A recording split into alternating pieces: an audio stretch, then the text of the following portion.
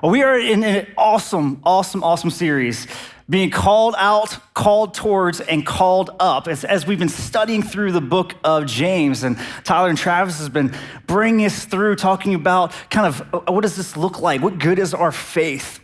Like, what good is it? And we talked about last week the heart and the tongue and the producing from deep within. What is your heart saying, and how are we using our tongue? And today, oh man, James hits us again. It's gonna be a good one, you guys. I think you're gonna enjoy it. I think it's gonna be something that's gonna be deep hitting for all of us.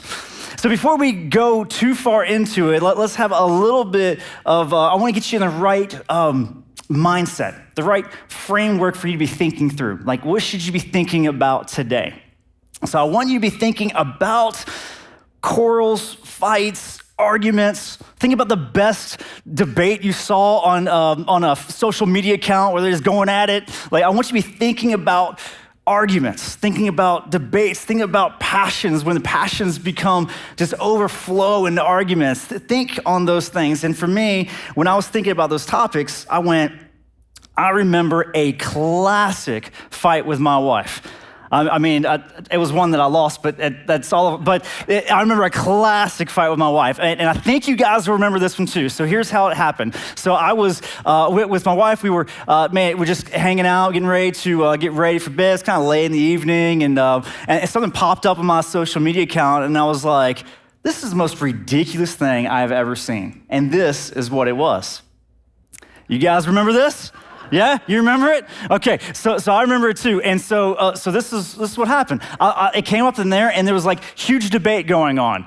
And they were like, is it black and blue, or is it gold and white? So by a raising of your hand online, type it in around the campuses. I want to see how we're doing here, okay? See if I'm right or wrong. Once and for all, can I win this argument? Okay, so who here sees white and gold? Let's raise our hand. White and gold people. Wow. What about the black and blue? Black and blue. Yeah, it's like raising your hand to Jesus right there. You feel that? Like the difference? It was like, yes, Jesus, I love you. It just felt good. I mean, it just felt good. If white and gold want to switch over sides, you can do that too. It just feels good, just being right. Wow, split. Like, what's up with that? Okay, all right, now here's a newer one. Okay, so here's the next one. Okay, so this one is either like this teal and gray or pink and white. So who's my teal and gray people? Who's teal and gray? Teal and gray. Okay, all right. I see you. Type it in online. I want to know where you're at. And who's my pink and white? Who's right? Yeah, it just feels good. Just raise your hand. It just feels like just stretch. It just feels different, isn't it? It just feels different when you're right. So, but no, dude, it's. See, look what's happening right now. Everybody's like, what's wrong with you? Like, why can't you see it? See, it's perfect. I was like, how could I create an argument among 1,000 people? This will be a great day today. It's going awesome. But so here's the point. Why am I doing this? Well, here's the point. Okay, everyone in this room, online, across the states, everybody, all the different campuses, all of us are looking at the same image. Okay, we're all looking at the same thing. Like all of us. We're looking at the same image, even from similar perspectives, and we're looking at it and we're coming up with two completely different views. We're looking at the same thing, and we are rising it up and going, what is wrong with you? Why is it you can't see what I see? Right? I mean, you're looking at it and going, man, is there something, like, are you not even trying? Like look again. Like, are you cross-eyed? Like, what's wrong with you? I didn't know something was wrong with you. Like, do you see how it escalates into arguments, quarrels, and fights? I mean, even though I was right, I still lost. Like, it's...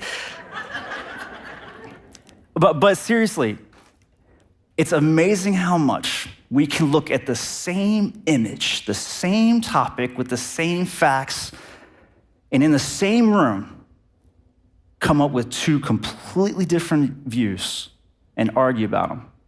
Now listen to me carefully. The next one I'm going to show, do not raise your hand, don't yell out. All right, we don't want you to do that. All right, don't type it down online. I'm talking to you online. All right, so this one, trigger warning, right? All right, so what about when we see something like this? Right? Okay, so good. Y'all did good today. Good job. But really, I mean, you look at this and you go, man, what's wrong with you? Like, why can't you see what I see? Like, aren't you looking at the same thing I'm looking at? Like, don't you feel that? Like, you're just going, man, is nobody else looking at what I'm looking at? Is no one else even trying? Is no one else even considering the fact that there's the facts of this? Like, don't you see what I see? What's wrong with you? Are you not even trying? And you see how fast that can turn to an argument? We're looking at the same screen and yet divided. And the truth is that I could put on this screen topic after topic and the same thing would happen. It could be anything about the vaccine, anything about the pandemic, anything about masks. I could do anything about race. I could do anything about, depending on which news channel you watch, I could do the same thing. I could put this up here, and in this room, online, around the world, there would be just people going, why aren't you even looking at it?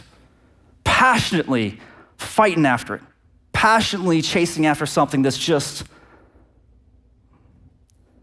yeah, that's what happens. But let's have one more fun one.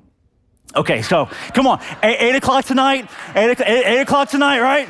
All right, so where are we at? All right, so we got the Boston Brady, right? This is the Patriots. Who's like, yeah, the Patriots.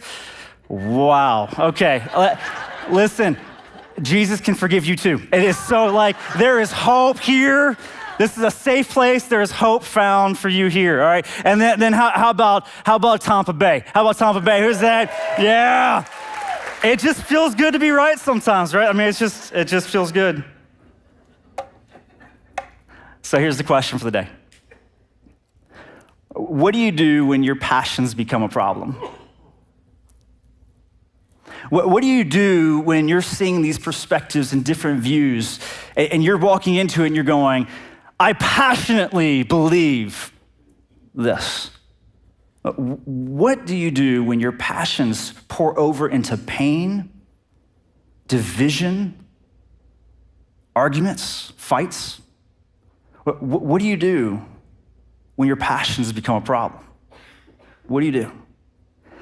Well, this is what's beautiful about this is James, the book of James. So this is the half-brother of Jesus. So if you're new here to Christianity, you're trying to figure things out. So we've been studying the book of James, and the book of James is a letter that was written to a group of believers that were kind of early on. This was just 40, 50 years after Jesus had died and rose again. This was near that time period. And he is writing to this group of believers who are, believe it or not, Christians back then, arguments, quarrels.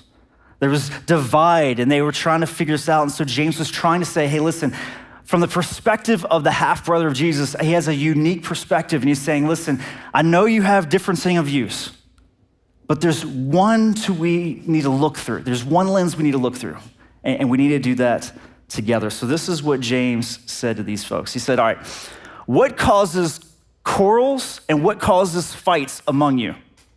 Is it not this, that your passions are at war within you? You desire and you do not have, so you murder. Okay, so murder here, they're not talking about like literally murdering one another. They're talking about murder in view that Jesus talked about, which was simply that, hey, if you have hate in your heart, that is like the sin of murder. And so what they're talking about was saying, listen, when your passions and desires overflow here to the point that you start hating the other person that you're talking to, all right, when you start reaching that level, that is like a sin of murder. He continues. See, you covet and you cannot obtain, so you fight and you quarrel. You do not have because you do not ask. You ask and you do not receive because you ask wrongly, to spend it on your passions. Again, just driven by these passions, these worldly passions. He goes on, you adulterous people. And what does he mean, adulterous people? He's saying, listen, you claim as Christians that I am your Lord, I am your Savior, I am your King. Okay, you're claiming that on this side. And then when we start getting into some of your passions and your desires, suddenly you're basically saying, all right, I'm no longer chasing you, Lord, what you want. I'm going after what I want. It's like having an adulterous relationship. Do you not know that friendship with the world is enmity with God? This word enmity is saying it's like hostility with God. Therefore, whoever wishes to be a friend of the world makes himself an enemy of God. An enemy of God. Okay, called out, right? An enemy of God. I'm just going to go on a wild limb here and say that everybody here in this room, everybody in this that's tuning in online, our campuses, if you're here today, even if you're just trying to figure things out, does God really exist or not? Even you are going, all right, if he does, I don't want to be an enemy. Like that. There's one thing I do know: an enemy. I don't want to do that. Like, I don't want to be an enemy of God. And so what's James saying here? He's saying, listen, if you want to be an enemy of God, let your passions, let your desires of things on this world overtake you. Let it ruin you to where you're causing pain and division. Let it overtake you where arguments and quarrels and fights are happening among you. That is the place in where there is this adulterous, murderous, sinful, you're asking with the wrong motives, you're asking with the wrong passions. That is when you're entering into this dangerous place of enemy territory. And so that's why we're asking this question. What do you do when your passions become a problem? I mean, what do you do? And this is what is just astounding in this regard. I mean, absolutely astounding. Here's the thing. As crazy of a problem as this is in this world, James is talking to those guys, and we're talking about it today. He's saying it could be this crazy simple. I mean, think about this. What do you do when your passions become a problem? The answer? Humility. Humility. Watch this, okay? Watch this. James continues. Okay, based on everything we read before about passions, desires, arguments and quarrels, things that are happening, the divide that's happening among them, all right? You got the wrong desires, got this worldliness that you're chasing after, these passions for these wrong things. Even if they're not wrong things, they're just not God things. And he's going, no. See, therefore it says God opposes the proud. See, when this passion and desire pours over into arrogance and pride, that's what we're talking about. This is what it's pouring over and causing problems. All right, God opposes the proud, but he gives grace to the humble. Submit yourselves, therefore, to God. Okay, what is he saying? Submit. He's saying, okay, take a lower position of understanding who God is, what he wants from us, what his passions are, what his desires are. We are going to submit ours. We're going to lay ours down and look up to his. All right, that's submitting yourselves, therefore, to God. You're going to humble yourselves, therefore, you're going to humble yourselves before the Lord, and he will exalt you. Okay. Humility. What do we mean by humility? Okay, what are we talking about exactly? When we say the words humble, what are we referring to exactly? Like what does it mean to be humble? And I want you to be thinking about that phrase as we continue, because I believe that what we're going to see today is that there's a little bit of a difference between what me and you might think as humble and what James, in view of Jesus, thought humility looked like. And even what we're going to read here in a second, what Peter, who is also a follower of Jesus, who spent years with Jesus, walking with Jesus, learning from Jesus, seeing Jesus interact, from Peter's perspective, what humility is. Okay, because I think this is a pretty profound statement here, and this is a pretty profound idea of what humility is. This is Peter speaking, and you're going to find some commonality here. So this is Peter. This is from 1 Peter 5. This is Peter's letter to believers as well. And he's saying, listen, clothe yourselves, all of you, with humility toward one another. For God opposes the proud, but gives grace to the humble. Same wording, same phrasing. It's the same thing that was going on with James. They're both talking about something. And come to find out through some scholars, they are studying this and going, okay, these are both referring back to something pretty special. For them, it is remembering something special about humility. It's for them remembering something that there is something unique about this humility language they're using, and there's something unique about what it's pointing back to. Okay, so before we get there, what's some common things we think of when we think of humility? Here's some common definitions. Right, humility, the having a humble opinion of oneself, okay? That's true here too. It's how do you view yourself? Like being fully aware, like how are you viewing yourself, especially when it comes to arguments, right? Passions, kind of those fights and everything, like how do you view yourself? And it's this deep sense of one's moral littleness, okay? This is like, I am fully aware that I am a limited person without total view of everything. I'm fully aware that I am not perfect, that I'm sinful, I struggle with things, like being fully aware of my failures before I view something. All right, now I'm living in that and knowing that. So this is part of what humility implies. But Peter and James are actually talking about something even more than that. Okay, and so the way guys nowadays are trying to help us understand what this humility entails actually sometimes gets attributed to C.S. Lewis, but actually Rick Warren in his book, Purpose-Driven Life, says this: humility is not thinking less of yourself, it's thinking of yourself less. Okay, there's this unique tension there of going, hey, listen, it's not just looking at yourself and constantly going, well, I am terrible, I'm a horrible person. It's not necessarily that. What it is it's actually thinking of others even more. It's thinking of others and focusing on others. But here's one even better. This is from my pastor hometown in Louisville, Kentucky. He kind of coined this phrase, which has always impacted me, is this: humility means that nothing and no one is beneath me. Humility means that nothing and no one is beneath me. There is no job, there is no person, there is no thing that is beneath me. All right, I don't look down on anything or anyone. Humility is having this view in which there is nothing and no one that is beneath me. Okay, so with that kind of help in definition, James and Peter were actually looking back at a time and experience. And I'll invite you to do the same. Think about who is the most humble person you've ever met, or maybe the most humble action you've ever seen. What comes to mind for you in your life? What comes to mind for you when you're thinking about, hey, this is the most humble person I've ever met, or most humble experience I've ever seen? That's what Peter and James are doing. They're thinking back to a specific moment with Jesus. This is Jesus taking place. This is the story of Jesus that's taking place back when he was having his last supper with his disciples. So if you're catching up to the Jesus story, basically what it is that Jesus had spent his life here on earth. He'd spent 32 years with his folks. He last 3 years working with the disciples, loving on them, and then a time was coming for him to be crucified. He was going to be betrayed and then be crucified. And he had this one last dinner with his believers, with his brothers that he'd been living with, his friends, these guys that were followers of him, learning from him, students of him. And so they had this special night before this all took place. And this is where we're picking up in this story of John.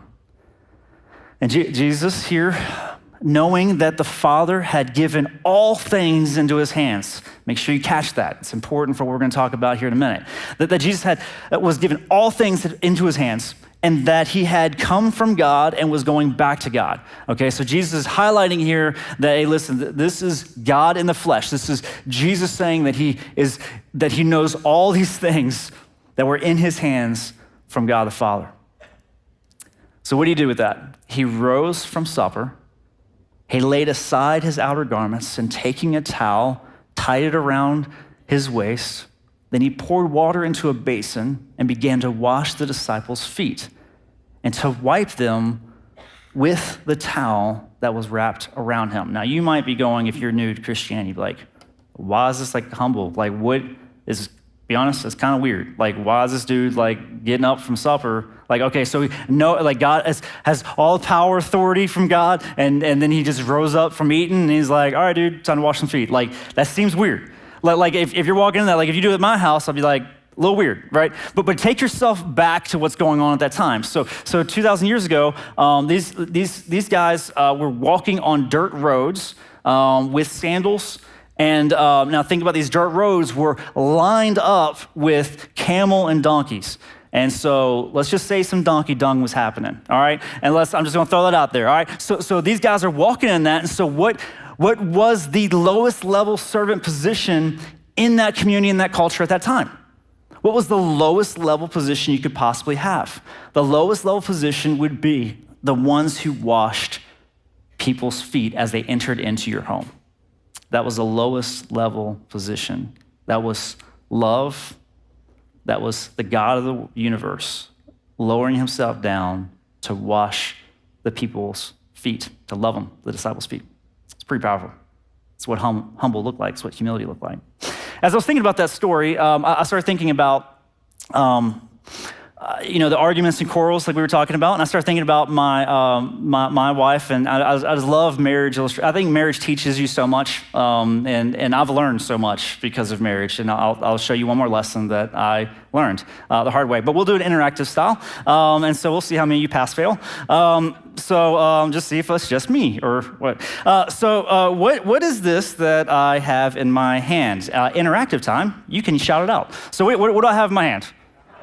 A towel. I heard hand towel. What we got? We got something that you use to wash things off with, whatever. No. You all are wrong. You're wrong is what you are. This is a decorative artifact. All right? This is only to be viewed and admired from a distance. That's right. Yeah, look at them. They all agree with her. All right, so this is just a decorative artifact. This is to be observed and viewed from a distance. Now listen, I know it's made of cotton, but don't be assuming it's made for water.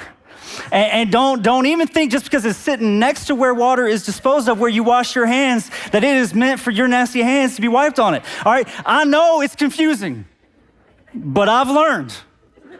This is just a decorative artifact to be observed and viewed from a distance, and even though it's made for water, it ain't made for your water, all right? So like this is special, all right? And so now you know. I didn't know. See, I just didn't know. So even though everything that seems like this was made, I mean, I even read the stuff, like there's like little instructions on the back. It talks about how like you could even wash it and stuff. Like, it don't matter. Decorative artifact. Okay, good. See, that's what I walked into when I got married. I didn't know nothing. Like this thing got like some diamonds on it. You see that thing shining? Like I don't even. So like I just didn't know. My whole life, I just didn't know. See what she got into, what she didn't know, is marrying me.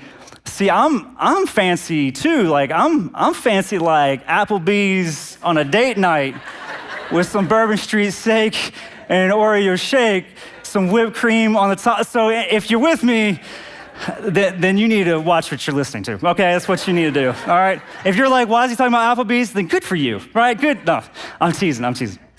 But no, like this is what I had. Like this is me. Like you just like this is just where it's at.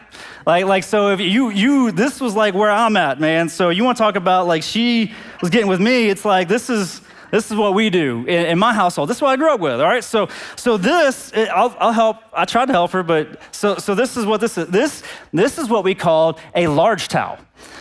Then we had medium-sized towels, and then we had small towels.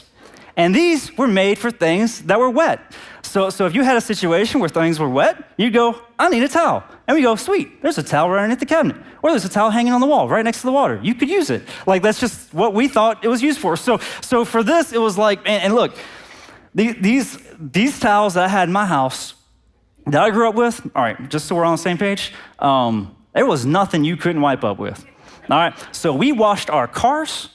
All right, if our toilet overflowed, if you need to dry off your dog, or if you need to dry off your kids after they got out, not like one after the other, like we washed it, like we ain't that, but like you just use the towel. That's just what you did. All right. So but now I've learned. But as I was thinking about it, I was like, here's what's cool. As I was like, all right, so this story with Jesus is like, Jesus hasn't stopped washing feet. He is still washing and loving people. And if Jesus was going to go and pick up a towel, he picks up us. And so Jesus is still washing feet, but he's calling on us to be the towels. And I started thinking about it. I said, man, in my Christian walk, in your Christian walk, which towel is he grabbing? See, for a lot of us, maybe we didn't realize it, but a lot of us kind of tend to be like this towel, where it's all about being clean and being tightly, even folded correctly, and like you're supposed to look good, and you need to know all the right things to say, and it's all about just making sure you look good. And Jesus is looking for somebody that says, man, look, this towel, if we're honest, essentially useless,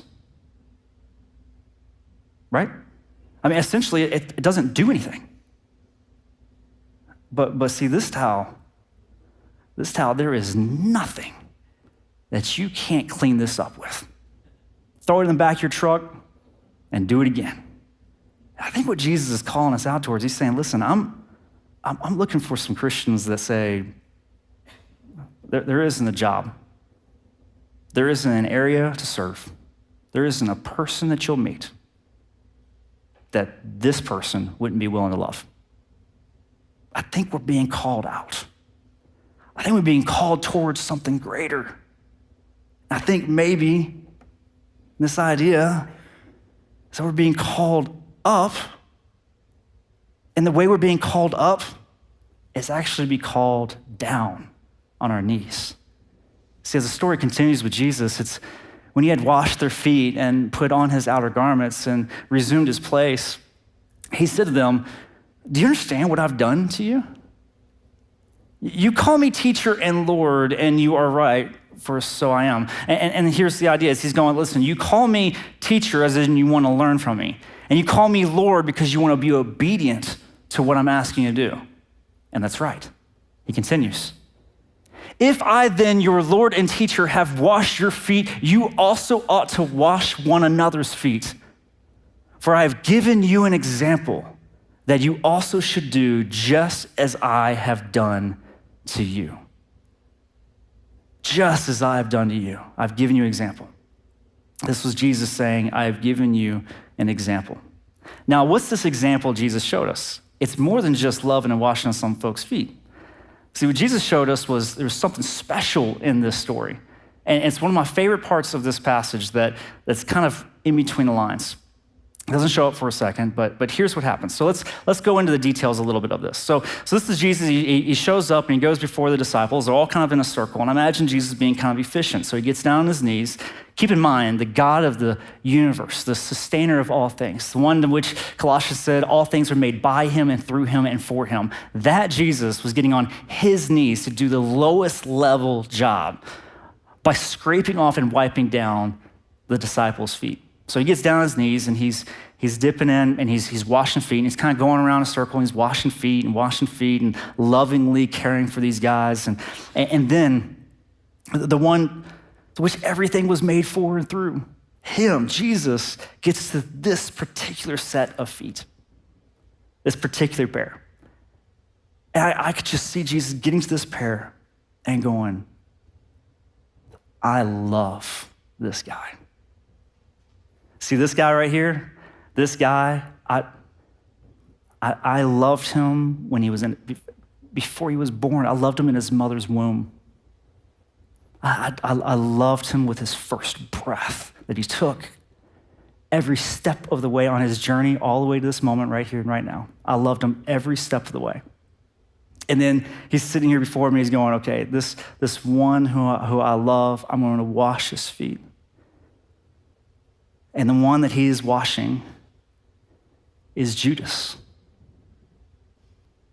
This is Judas. And if you're new to the Christian story, Judas is the disciple that Jesus poured into for years, loved, poured into, and treated just like the rest of them.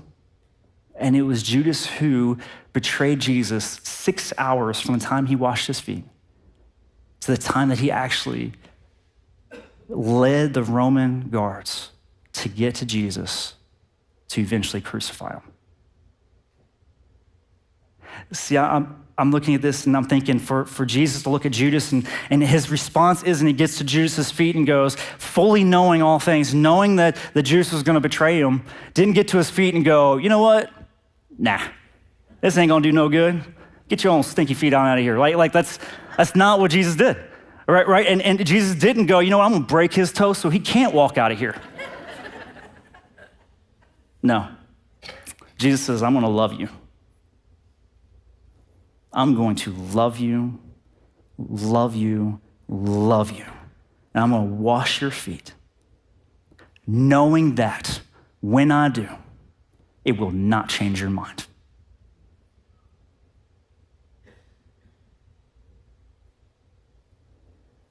How many times do we choose who we love, who we serve and how we care for folks based on whether or not we think they'll respond well, change their mind, love you in return. Well, we're being called out of this argument, quarreling world, called towards something greater, being called up, being called down on our knees and goes, listen, even though it's Judas, even though it's somebody that could betray you, that he even knew was going to betray him, even though it was like a brother betrayed him, still loved him, despite the fact that he was going to betray him. This is what it taught me. It's hard to hate. It's hard to hate when you're humble. It is hard to hate when you're humble. If you have hate in your heart, it's likely a sign that humility isn't present. So maybe this is a practical step for us all today. Here's the practical step. When you get into these scenarios, friends, family, neighbors, coworkers, people online, even them too, maybe you ask yourself this question. Am I proving my point or am I proving my love?